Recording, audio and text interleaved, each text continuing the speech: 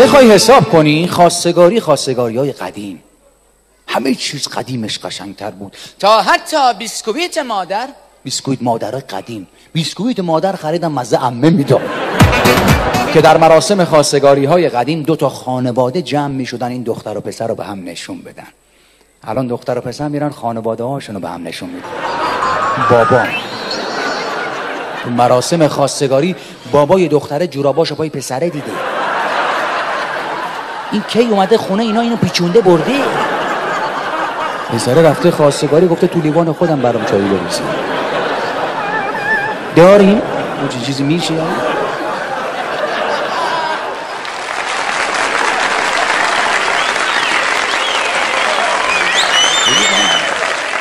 گفتم برید تو اتاق صحبت کن، گفته اون اتاق کولرش خرابه، بریم اونجا.